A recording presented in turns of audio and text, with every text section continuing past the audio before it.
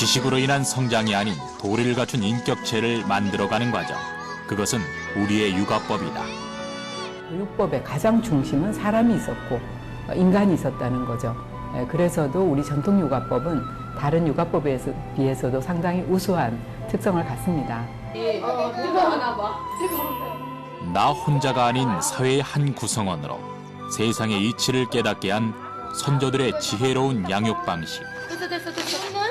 개인으로서의 성장만을 추구하는 것이 아니라 가족 구성원으로서의 어떤 구성원으로서의 관계, 또 사회 구성원, 또 국가 구성원, 또 더 나아가서는 대자연의 우주의 한 구성원으로서의 인간으로 관계를 맺을 수 있도록 하는 것을 추구하는. 자연과 더불어 지능을 높이고 사람과의 관계로 예를 배워가는 과정. 이것이 우리의 전통 육아법이다.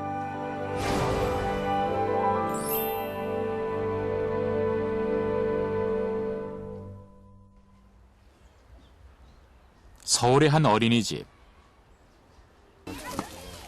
수업이 한창인 앞마당은 여느 어린이집과 다를 바 없이 북적북적하다. 무슨 수업인가 들여다봤더니 땅을 파고 그곳에 나뭇가지를 걸어놓는다. 뭘 하는 걸까? 선생님 이거 옆에 하나 더 파자. 하나 둘 셋 해주자. 시작. 하나 둘 셋. 우와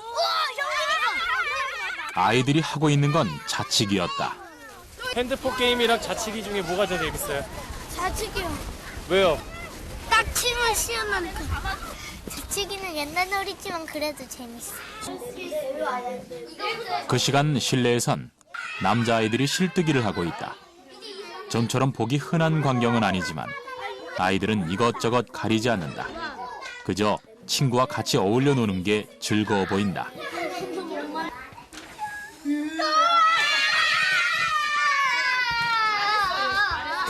친구들이랑 같이 있어서 정말 좋아요. 친구들이랑 같이 놀아서 재밌어요.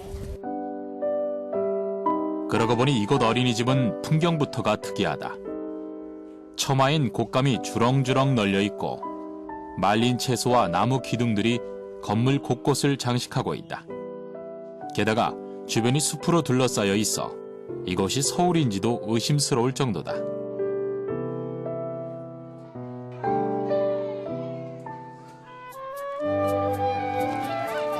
한바탕 놀이로 몸을 푼 뒤엔 뒷산으로 산책을 나간다. 쌀쌀한 초겨울이지만 아이들은 추운 것보다 폴짝폴짝 신이 더 나는 모양이다.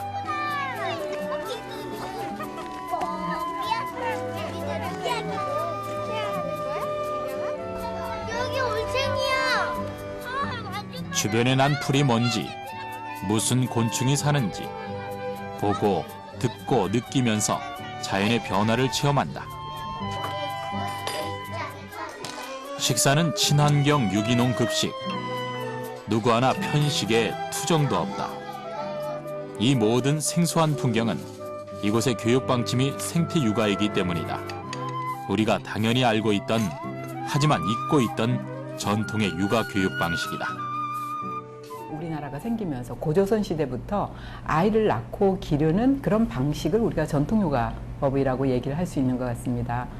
그래서 이런 사실 전통육아법은 우리의 사회문화적인 배경 속에서 또 우리 가치관이 내재되어서 형성이 되었기 때문에 정말 우리 민족의 사고방식이나 생활습관에 가장 적절한 방식이라고 생각할 수가 있고요. 구체적으로 우리 선조들은 아이들을 어떻게 키웠을까? 충북 괴산군엔 조선시대 육아와 관련된 여러 유적이 있다.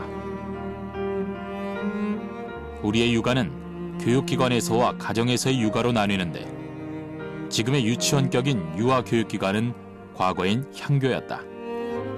조선 초기에 만들어진 괴산향교는 학생들의 공부방이던 명륜당이 그대로 보존돼 전해지고 있다.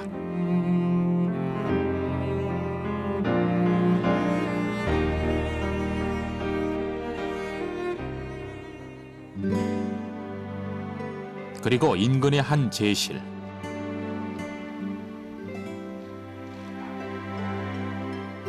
이곳엔 전통 육아와 관련된 인물이 모셔져 있다.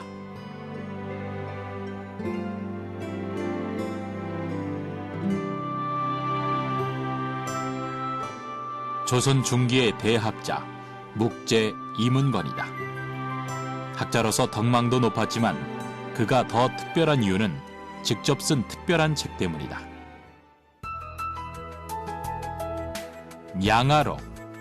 이문건이 자신의 손자를 양육하면서 쓴 육아일기인데 출생부터 16살까지의 기록을 37편의 시로 기록해 놓은 것이다.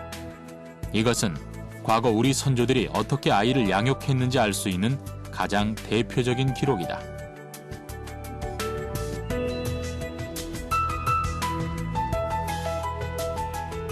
어린아이를 보호하고 돌본다는 뜻의 양아, 양아록엔 어떤 내용이 들었을까? 크게 보양, 그다음에 훈육, 학습의 세 부분으로 나눠 볼 수 있습니다. 보양은 특히 그 손자가 성장하면서 겪게 되는 어떤 신체적인 성장, 발달, 안전, 건강 등에 관한 내용이고요. 훈육이라고 하는 것은 그 손자의 기본 생활 습관, 습관의 형성에 대한 그 행동 규범적 차원에서의 육아를 말하는 거고요. 그리고 마지막으로 학습은 초보적인 언어 교육 혹은 문자 학습에 대한 내용을 포함한 육아의 범위를 말하는 것입니다. 첫 번째 부분인 보양은 아이의 건강을 중요시하는 마음이 담겨 질병, 치료, 성장 등 가장 많은 기록이 전해진다.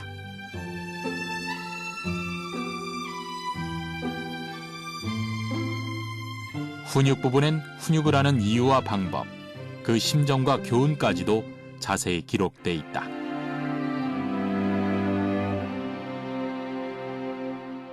양아록 전체를 보면 이 세 가지 육아는 굉장히 단계적으로 나타나고 있는데요. 초반부에서는 주로 보양, 기본 생활 습관에 초점을 맞춘 육아의 모습이 많이 나타나고요. 이 아이의 인식이라든지 지적 능력이 발전하면서는 점차 초보적인 문자 지식이라든지 학습 쪽으로 육아에 관심이 옮아가는 것을 확인할 수 있습니다. 학습은 아이의 학습 단계와 발전 과정, 그리고 어떻게 가르쳐야 하는지 교육의 방법도 자세히 기록돼 있다.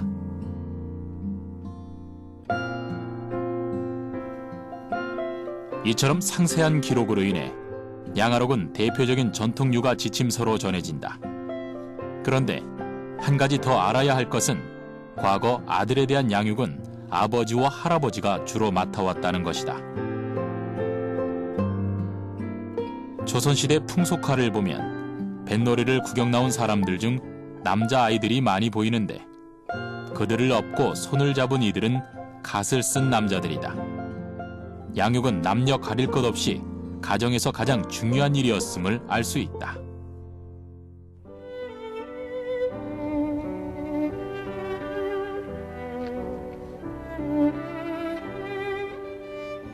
조선시대 대학자 이문건. 그가 오랜 시간 양아록을 쓰면서 하고자 했던 말은 무엇이었을까?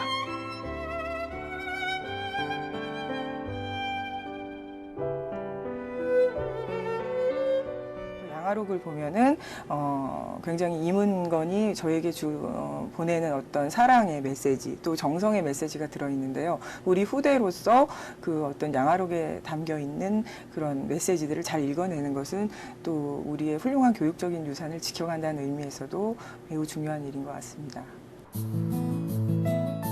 그럼 육아는 언제부터 하는 것일까? 선조들은 모체가 아이와 연결되는 임신, 즉 태교부터 육아가 시작된다고 했다. 아이가 태어나면 그때 부여하는 나이가 1살이죠.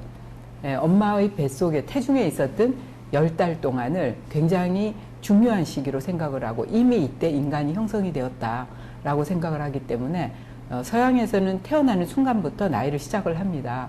하지만 우리는 임신부터 이미 나이가 부여되는 거죠. 이것만 보더라도 우리는 수태부터 인간 형성의 과정을 굉장히 중요하게 생각했다는 것을 알 수가 있죠. 산모의 신체적, 정신적 상태가 태아에게 영향을 미친다는 건 현대 과학으로도 입증된 사실이다. 구체적으로 어떤 이유에서일까?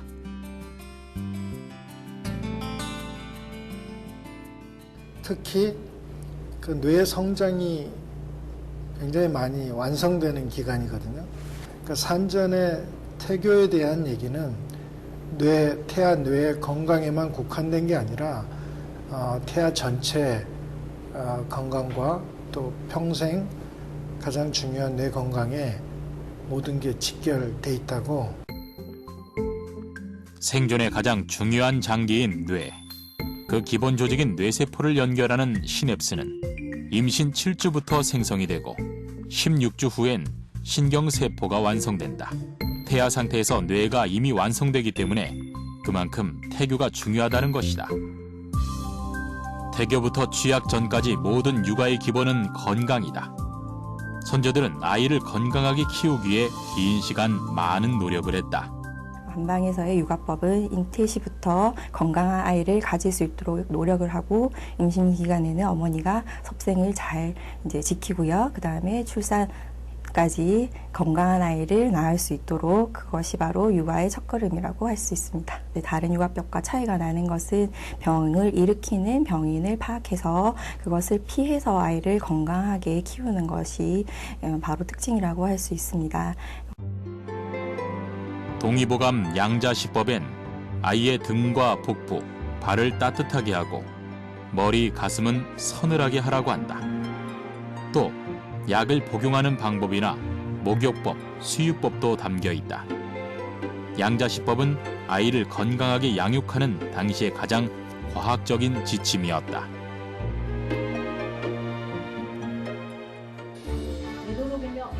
그럼 현대 사회에선 아이를 어떻게 양육하고 있을까?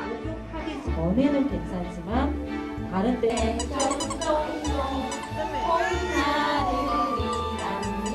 다 끝났습니다. 이것은 육아 마사지 교육이 한창이다. 강사의 지도에 따라 침착하게 따라하는 엄마들과 낯설어하는 아이들. 어깨까지 하트 모양으로 올라갔다가 하트 모양으로 내려옵니다. 나는 우리 아기 사랑해.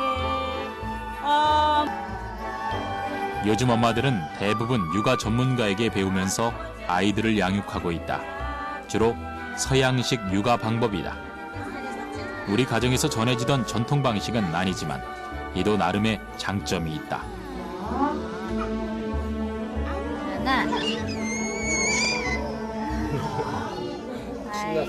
교감이 되는 것 같고요. 그리고 아무래도 눈을 많이 마주치면서 하다 보니까 눈 보면서 하니까 아무래도 서로의 그런 교감이 더 이루어지지 않나요? 마사지가 태어나자마자 쓰다듬기부터 들어가거든요. 그리고 또 엄마 얼굴을 쳐다보면서 아이를 쳐다보면서 하기 때문에 애착 형성에 도움 많이 되리라고 봅니다. 처음엔 생소한 상황에 뒤척이던 아이들도 시간이 갈수록 평정심을 찾는다. 유아 마사지 기본은 접촉이다. 눈을 마주치고 손으로 접촉을 하며 엄마의 체온을 아기에게 전달해주는 이 방법은 아이에게 스트레스 호르몬을 줄여주고 자극으로 인한 뇌 발달에도 도움을 준다고 한다. 이는 우리의 애착 육아와 통하는 방법이기도 하다.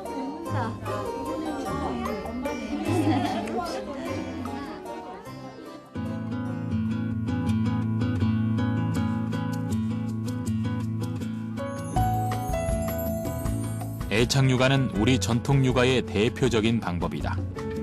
그것의 기본은 엄마와 아이가 서로의 체온을 나누는 등원 유지법이다. 선조들은 아이에게 친숙한 감촉을 위해 엄마나 할머니가 입던 옷을 잘라 베네 쪼고리를 만들었다. 그리고 포대기로 아기를 등에 업고 생활했다.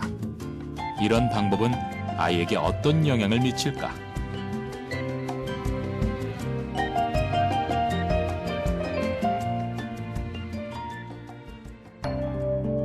미국의 한 심리학자는 갓 태어난 원숭이 주변에 먹이를 든 철사로 만든 어미 모형과 천으로 감싼 모형을 두었는데 원숭이는 배고플 때만 철사 모형에 가고 대부분의 시간을 부드러운 촉감의 천이 있는 모형 곁에서 머물렀다. 사람이 발전해 나가는데 신뢰 기본이 형성이 돼야 되고 또 태어나서 인간이 사랑을 배우는데 가장 중요한 게 바로 엄마와의 스킨십입니다. 이제 그리고 따뜻하게 안아주고 스킨십이 많아진다는 게 바로 우리 포대기 문화는 등에 다 업고 다니잖아요. 엄마하고 아기가 딱 붙어 있습니다. 포대기는 단순한 도구가 아닌 그 자체로 육아의 연장선이다. 하지만 유모차와 아기띠 같은 서구식 유아용품이 도입되면서 우리가 인식하지 못한 채 사라지고 있다. 말은 태어나자마자 걷는다. 하지만 사람은 태어나 기고, 엎드리고, 서는 과정 후에 걷게 된다. 이는 독립된 개체가 아닌 조력자가 필요한 존재라는 것이다. 동물의 뇌는 이미 그 엄마 뱃속에서 뇌의 연결망이 완성된 상태로 나오고, 우리 인간은 어떻게 보면 미완성을 통한 완성입니다. 그러니까 태어나서 자기가 살아갈 환경에 굉장히 많은 밀접하게 반응을 하면서 그 환경에 최적화된 뇌가 만들어지는 거죠. 때문에 유아기엔 뱃속에서처럼 엄마와 밀착되어 있는 것이 아기에게 가장 좋은 환경인 것이다. 이처럼 선조들은 육아를 하나의 존재를 만들어가는 과정이라고 여겼다. 교육적인 의미라고 한다면은 이 아직 자조 능력을 갖추지 못한 어떤 가능성만을 가진 존재에게 사회적인 기능이라든지 신체적인 어떤 발달, 그다음에 정서적인 어떤 내용까지도 전달하는 그런 모든 활동을 육아라고 할 수 있습니다. 이렇게 본다면 비유컨대 육아는, 어린아이는 어떤 가능성만을 가진 백지와 같은 존재이고, 육아라는 활동은 그 백지와 같은 어린아이에게 어떤 밑그림을 그려주는 것 같다고 볼 수가 있습니다. 이렇게 본다면은 아동기의 교육이 전체 기본 교육이라고 했을 때 육아는 기본 중에 기본이 되는 교육이라고 말씀드릴 수가 있습니다. 이런 우리식의 애착 육아법은 최근 독립심을 중히 여기는 서양의 여러 나라에서도 인정받고 있다. 포대기는 엄마가 아이를 등에다가 업는 거죠. 업어서 이제 띠로 둘러 놓으면 아이와 엄마가 한 몸이 되는 거예요. 그래서 아이가 이제 바로 모든 몸을 엄마의 등에 밀착을 시키기 때문에 실제로 아이의 행동을 엄마가 그대로 다 느낄 수가 있어요. 그리고 이게 어떤 신체적인 밀착으로 인해서 엄마와 아이의 애착 형성이 굉장히 좀 잘 될 수 있게 도와주는 하나의 용품이었다고 생각을 합니다. 선조들의 육아에 대한 지혜가 이 포대기에 고스란히 담겨 있는 거 아닌가 하는 생각도 합니다. 잊혀지고 있는 우리의 전통 육아, 그 흔적이 남은 곳은 없을까? 해발 800m 고지의 지리산 청학동. 이곳 역시 도시화가 많이 진행됐지만 그래도 돌담과 기와집, 서당 같은 어느 농촌의 예스런 풍경을 많이 간직하고 있다.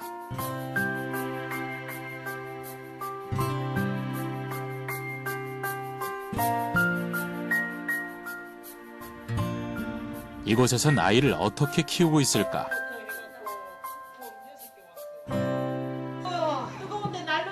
농한기라 한가할만도 하지만 젊은 엄마들은 집안일에 아이 돌보는 일까지 쉴 틈이 없다. 하나 문자 하나 잡았다. 챙겨간다. 앉아, 딱 앉아. 안 된대, 보험소에서 안 된대. 그래? 병원 가서 맞아야 돼. 병원 갔다 왔어. 병원 갔다 왔는데. 뭐라던데, 병원에서. 안 떨어지더라. 병원에서는 그냥 감기라 그러고 열 안 동반하는 게 다행이라 그러는데. 아, 그래. 코가 좀. 많이 나온다.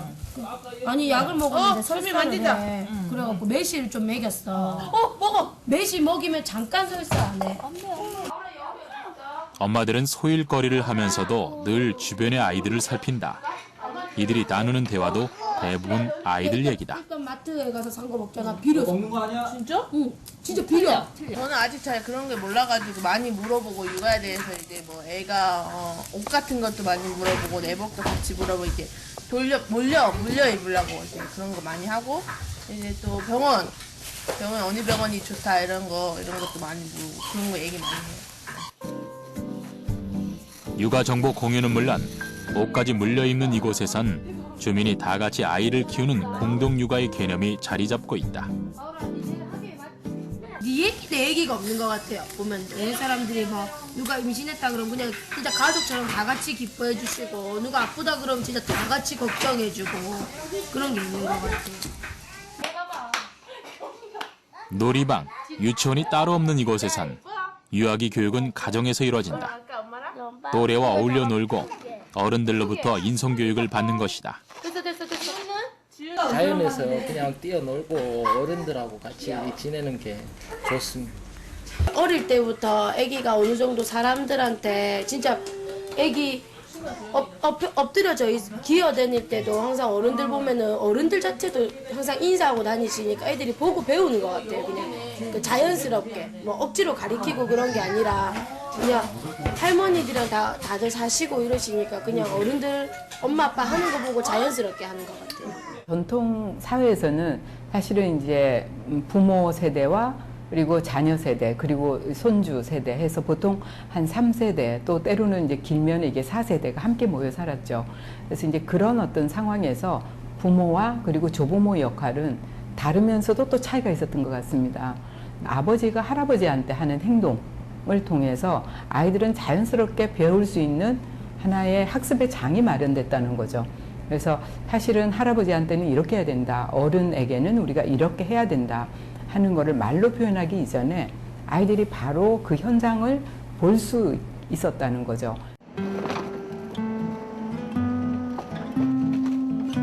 핵가족화된 도시와 달리 3대, 4대가 같이 사는 청학동에선 아이의 부모와 함께 할머니, 할아버지도 아이를 돌보는 것이 당연하다. 아이의 부모가 일할 때 할머니는 포대기로 아이를 업고 동네 마실을 나선다. 할머니는 동물이며 식물 같은 주변 자연과 볼거리를 아이에게 가르쳐준다.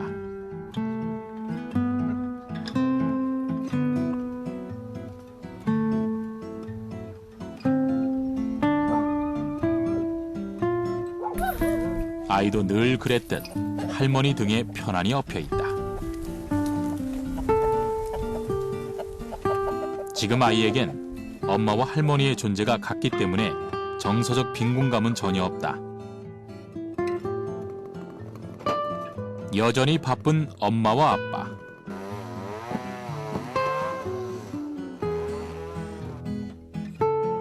할머니는 수시로 아이를 부모에게 데려가 보여준다.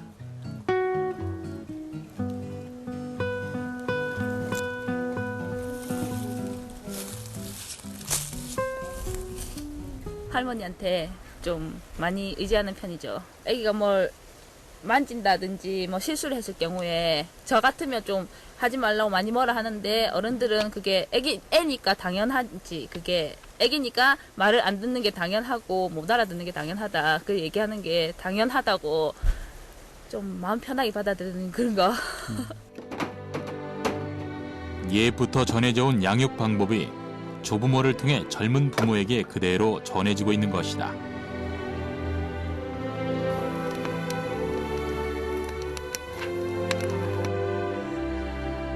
일과가 끝난 밤이 되면 엄마들은 아이와 같이 시간을 보낸다.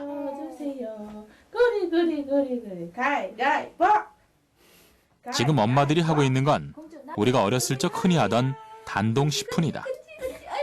어려서부터 부모님께 보고 배운 그대로 아이에게 가르쳐주는데 우리의 전통 놀이이자 교육 방법이다.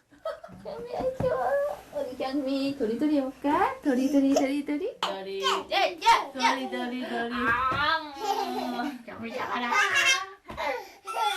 단동식품의 유래는 우리 민족이 형성이 되면서부터 있다고 얘기할 수 있어요. 그래서 고조선 시대부터 내려오는 우리의 전통적인 육아법인 거죠. 단동식품의 여러 가지 놀이들은 굉장히 좀 중요한 포인트가 있어요. 보통 이제 서양의 놀이들은 아이하고 엄마 혹은 아이하고 친구가 놀 때도 중간에 어떤 장난감이라는 매체를 가지고 노는데 우리나라 단동식품은 사람과 사람이 함께 살을 맞대서 놀 수 있는 놀이들이 대부분이죠. 곤지곤지는 건곤감리의 곤, 즉 땅의 의미를 깨닫게 하는 것이다. 두 손을 쥐었다 폈다 하는 잼잼은 버리는 것의 철학을 깨닫게 하는 것이다. 서마서마는 남에게 의존하지 않고 스스로 일어서는 방법을 터득하라는 의미다. 단동시푼의 10가지 동작은 아이의 손에 자극을 주는 동작이 많은데 이 자극은 뇌에 전달돼 성장과 발달이 되도록 도움을 준다. 우리나라 이제 전통 육아법에 많은 놀이에 대한 게 겸하고 있는데 단동시푼이라는 게 대부분 손을 가지고 하는 게 많거든요.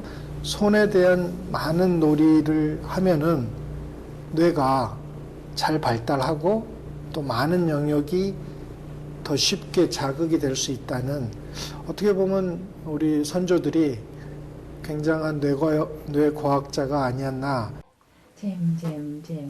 단동시푼은 우주의 원리와 삶의 이치를 배우는 과학적인 교육 방법이었다. 선조들은 이것을 놀이로 만들었고 우리의 전통 놀이로 전해진다.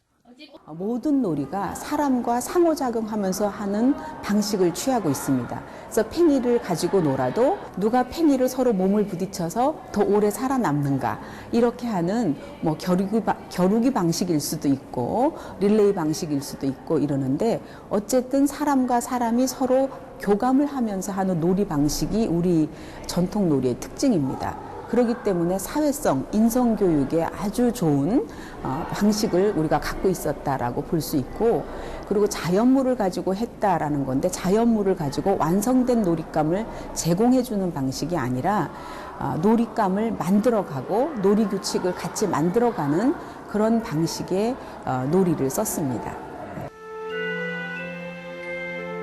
아이의 뇌 발달에 좋은 방법을 많이 담고 있는 전통 요가.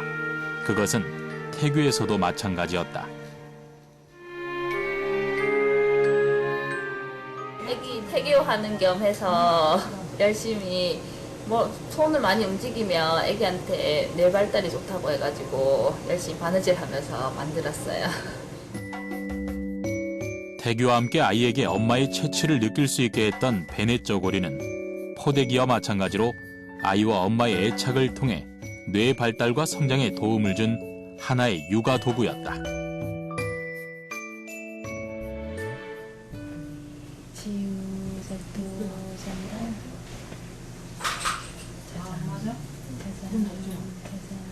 하루의 일과를 마무리하는 엄마는 아이를 먼저 재운다.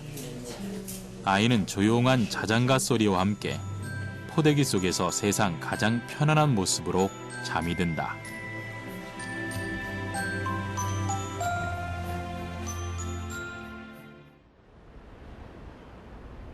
아이는 어떻게 이 낮은 소리의 자장가를 듣고 잠이 드는 걸까? 우리 공주 잘도 잤나? 잠에 깼나?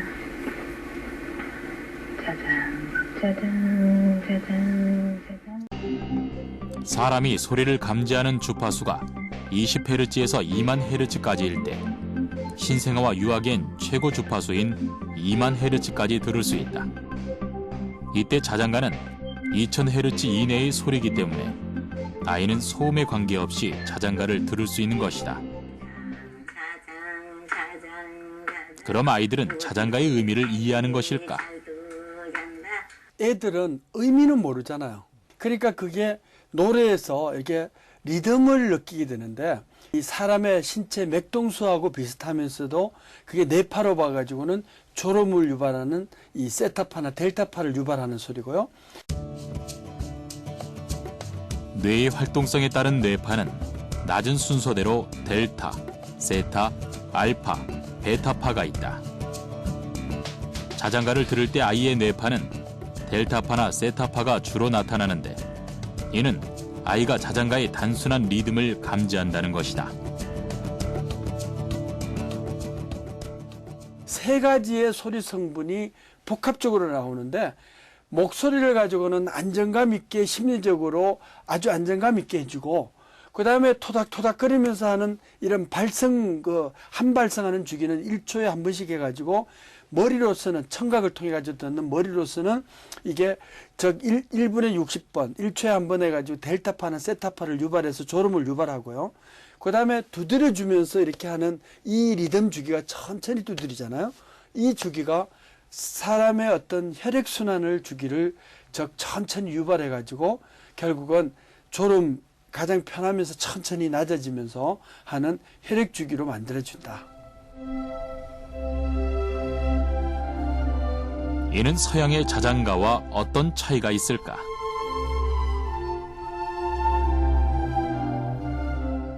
악기 위주로 막 다루어져요.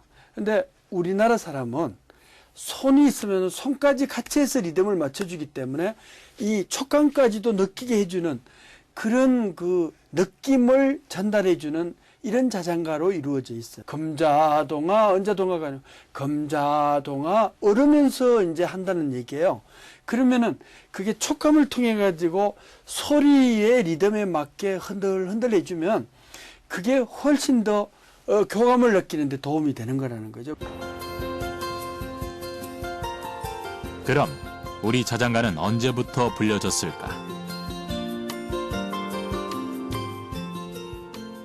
역사적으로 봤을 때는 적어도 수천 년의 역사를 갖고 있다 이렇게 볼 수 있습니다. 근데 누구에 의해서 작곡이 됐고 누구에 의해서 불렀는지는 알 길은 없죠. 그러니까 마치 민요가 어느 작곡자에 의해서 무슨 작곡이 돼서 불러지지 않은 것처럼 역시 이 육아음악도 이 가계에서 가계로 연연히 내려왔다고 이렇게 볼 수 있습니다. 구전으로 전해진 육아음악은 그 수를 헤아릴 수 없을 만큼 많다. 하지만 민요와 같이 지역별로 나눠져 기본 음계를 가지고 있다. 지역마다 이렇게 민요가 다르게 좀 부르듯이 이 자장가 역시도 그렇게 좀 다르게 부르고 있습니다. 그 중에서 이 자장가는 그 메나리토리라고 해서 미솔라 도레 그런 그 음계로 해서 노래를 많이 부르죠. 우리 전통 음계인 오음계의 형식을 가진 자장가는 단순히 아이를 재우기 위해 흥얼거리는 소리가 아닌 전통 리듬과 음계를 기본으로 한 우리 민요 중 하나다. 자장가와 같이 아이 어르는 소리도 전통 육아음악의 하나로 전해지는데 그 가사에는 잠을 자거나 눈물을 그치는 단순한 행위도 포함되어 있지만 아이의 성장과 발달을 바라는 염원이 담겨 있기도 했다. 자장가에는 우리 선조들이 아이에게 바라는 그런 어떤 기대, 그리고 뭐 기대와 요구와 이런 것들이 다 담겨 있었던 것 같아요. 정말 아이들이 잘 먹고 잘 자서 건강하게 되고 어질게 되고 순하고 그러면서 우리 많은 백성들을 또 가르칠 수 있는 이런 아주 현명한 사람이 됐으면 좋겠다는 선조들의 지혜가 담겨 있었기 때문에 아이들은 이 할머니가 들려주는 자장가, 엄마가 들려주는 자장가, 아빠가 들려주는 자장가를 들으면서 아마 그런 어떤 기대를 내면화하지 않았을까 하는 생각을 해봅니다. 자장가는 전통사회에서 육아를 위한 가장 훌륭한 그 음악 교재였다고 봅니다. 요즘은 도시에서도 전통 방식의 육아법을 찾는 이들이 많다. 조부모가 아이를 양육하는 가정이 늘면서 좀 더 적극적인 육아를 원하는 이들이 늘고 있는 것이다. 자기의 긴장을 해소합니다. 엄마한테 막 야단 맞고 울고 불고 너 들어가서 씻고 와. 그러면 화장실 들어가서 애들이 안 나와요. 핵가족화로 단절된 가족관계에서 손주들을 키우기는 쉽지 않다. 때문에 조부모들은 바쁜 부모에게 육아의 조력자가 되길 원한다. 쓰기도 틀리지 않고 하는 애가 있어요. 그래서 얘 꿈을 갔거든요. 그래서 낙서를 하는 거예요. 이런 경험을 하면서 그래서 이 놀 때를 아이가 삶의 주인공이 되어 있는 시기인 거예요. 뭐 할머니가 자식들을 키울 때는 지금 그 손자 키우는 거하고는 전혀 그런 걸 느껴보지 못했어요. 예, 그냥 어떤 관심은 가졌는데 그걸 실행을 못했고 지금은 관심과 그 실행을 함께 할 수 있다고 하는 것이 좋은 점인 것 같아요. 이게 아들한테 하지 못한 것을 손주한테 할 수 있게 된 것 같아요. 일일이 간섭하면 애들이 더 할머니, 할아버지 말만 저기 하잖아요. 그러니까 어머니 부모 말도 잘 듣게끔 그냥 모른 척 해주는 것이 더 도움이 된 것 같아요.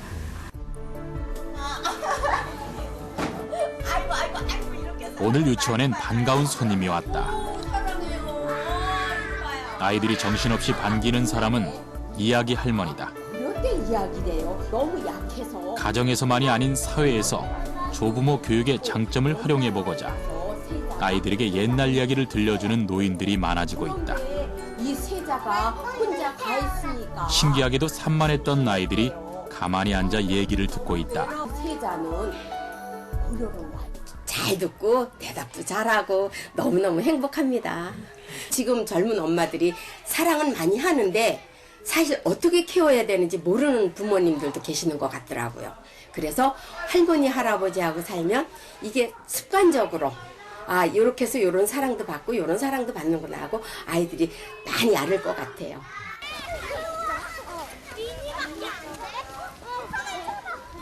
이야기 수업이 끝나고 텃밭으로 나온 아이들은 직접 키운 배추를 수확하고 있다. 제 키만한 배추며 무를 뽑아 척척 옮기는 아이들 표정이 그 어느 때보다 설레고 활기차다.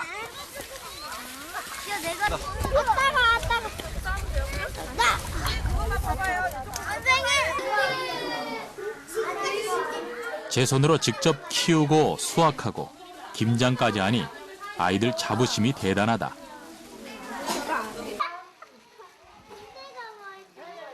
이렇게 뽀글머리처럼 생긴 것 같아요. 배추 이거 어디서 난 거예요? 텃밭. 텃밭? 누가 키웠어? 우리. 김치를 만들기까지 아이들은 흙을 만지고 생명의 소중함을 느끼며 친구들과 협동하는 방법도 배웠다. 이곳에서 아이들은 우리 전통의 생태 육아법으로 자라고 있는 것이다.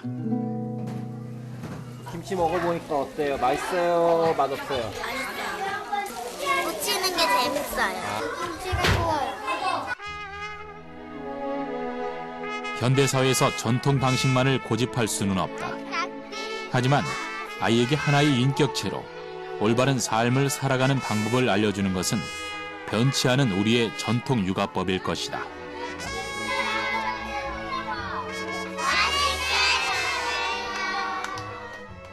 현대사회에서 충분히 되돌아봐야 될 가치가 있는 어떤 육아의 개념에 대한 철학이라든지 마음가짐, 태도가 들어있다고 생각이 됩니다. 그래서 이런 어떤 우리 조상들이 남겨주신 육아에 대한 생각, 그리고 또 취사 선택할 수 있는 훌륭한 육아의 전통은 반드시 이어가야 되는 우리의 훌륭한 교육적인 유산이라고 말씀드릴 수 있습니다. 서양의 경우에는 독립적인 개인으로서의 인간을 만드는 것에 가치를 두는 육아였다라고 말을 한다면 우리나라의 전통 육아는 어떤 구성원으로서 관계 중심의 인간으로 키우는 것에 목적을 두고 가치를 추구하는 그런 육아다라고 말씀을 드릴 수가 있어요. 가장 최첨단적인 육아 방식이 우리의 전통 육아에 숨겨져 있다라고 생각을 합니다. 서구화된 육아법이 만연화된 요즘, 전통 육아법을 찾는 이유는 그것이 가장 우리 아이다운 것이기 때문이다.